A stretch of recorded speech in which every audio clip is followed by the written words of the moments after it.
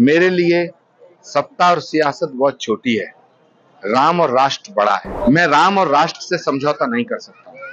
जो सनातन का विरोध करेगा मैं उसका विरोध करूंगा, जो राम का विरोध करेगा मैं उसका विरोध करूंगा, जो राष्ट्र का विरोध करेगा मैं उसका विरोध करूंगा। इसीलिए मैं ये कहना चाहता हूं कि जितने राष्ट्र प्रेमी हैं, जितने इस देश को प्यार करने वाले लोग हैं, जितने सच्चे देशभक्त हैं, उन्हें नरेंद्र मोदी का साथ देना चाहिए। अब विपक्ष में भारतीय संस्कृति, भारत की सभ्यता, भारत के संस्कारों के विरोधियों का एक गैंग बन गया है कि नरेंद्र मोदी को हटाना भी चाहता है, नरेंद्र मोदी को मिटाना भी चाहता है।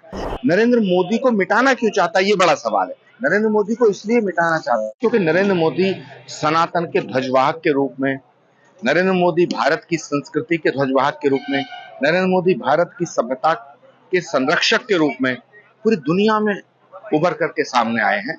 मेरे लिए सत्ता और सियासत बहुत छोटी है, राम और राष्ट्र बड़ा है। मैं किसी भी पद की लालसा में राष्ट्र और राम से अलग नहीं हो सकता। मैं राम और राष्ट्र से समझौता नहीं कर सकता। जो सनातन का विरोध करेगा मैं उसका विरोध करूंगा, जो राम का विरोध करेगा मैं उसका विरोध करूंगा, जो राष्ट्र का विरोध करेगा मैं उसका विरोध करूंगा। और ये जो वर्तमान का विपक्ष है, ये राष्ट्र द्रोह का कार्य कर रहा है। इसीलिए मैं ये कहना चाहता हूं कि जितने राष्ट्र प्रेमी हैं, जितने इस देश को प्यार करने वाले लोग हैं, जितने सच्चे देशभक्त हैं, उन्हें नरेंद्र मोदी का साथ देना चाहिए। मोदी जी ने कहा है कि एक एजेंडा कांग्रेस का सामने आया है कि जो विरासत है उस विरासत पर कांग्रेस कर लगाना चाहती है। देखिए, सिर्फ कांग्रेस नहीं, जितने भी विपक्षी नेताओं का एक ग्रुप बन गया, एक गैंग बन गया है। अब इसमें वो कर्पूरी ठाकुर जी, जयप्रकाश नारायण जी, राम मनोहर लोहिया जी, चौधरी चरण सिंह जी, जो विरोधी नेता हुआ करते थे, अटल बिहारी वाजपेयी जी, एक दूसरे का सम्मान किया करते थे, वो सब नहीं रह गए। अब विपक्ष में भारतीय संस्कृति, भारत की सभ्यता, भारत के संस्कारों के विरोधियों का एक गैंग बन गया है कि नरेंद्र मोदी को हटाना भी चाहता है, नरेंद्र मोदी को मिटाना भी चाहता है।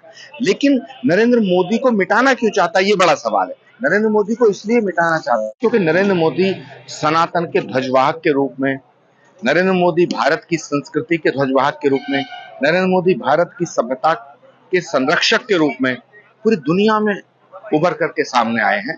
इसलिए इनका जो बैर है नरेंद्र मोदी से है, लेकिन नरेंद्र मोदी से क्यों है, वो इसलिए है कि ये भारतीय संस्कृति के दुश्मन है।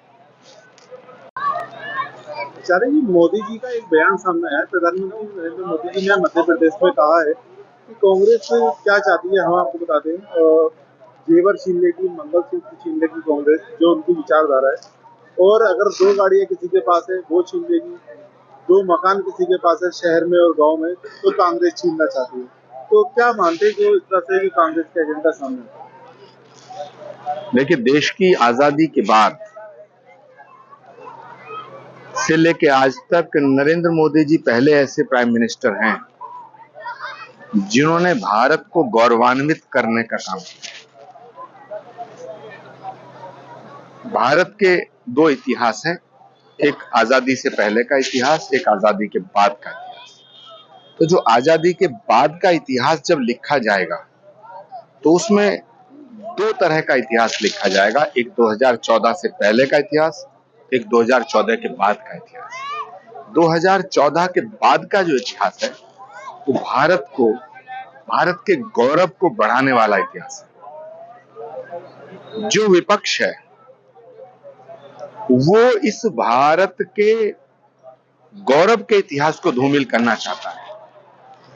वो भारत को गुलामी के पीरियड में ले जाना चाहता है।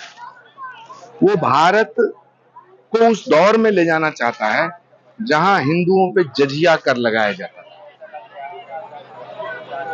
तो नरेंद्र मोदी जो बोल रहे हैं वो बिल्कुल ठीक बोल रहे हैं। और ये बाकी जितने नेता हैं, जिनको मैं कहूंगा कि ये सो कॉल्ड सेक्युलर लीडर जितने भी हैं, ये नरेंद्र मोदी से इतनी नफरत करते हैं कि नरेंद्र मोदी से नफरत करते करते अब ये भारत के गौरव और भारत के इतिहास और भारत की संस्कृति से नफरत करने लगे। मुझे लगता है कि भारत की जनता 2024 के इस चुनाव में इन सब औरंगजेब और मुगलिया सल्तनत के समर्थकों को मुंह तोड़ जवाब देगी। जी। समाजवादी पार्टी के राष्ट्रीय अध्यक्ष कहना जो बिस्रा की रिपोर्ट आई है अंसारी की, उसमें कहीं ना कहीं एक बीजेपी का एजेंडा सामने आता है। जितने भी संस्थान है वो सारे बीजेपी के लिए काम करते हैं, इसलिए हर चीज में शक होता है। तो क्या मानते हैं जिस तरह से पत्रकार को लेकर ये मामला सामने आता है कि उन्होंने एक आरोप लगा दिया मीडिया पर? देखिए, समाजवादी पार्टी की 2019 में बहन जी की मदद से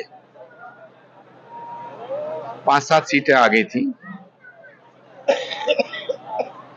अखिलेश जी के नेतृत्व में जब से समाजवादी पार्टी आई है तब से निरंतर समाजवादी पार्टी का सुपड़ा साफ होता जा रहा है।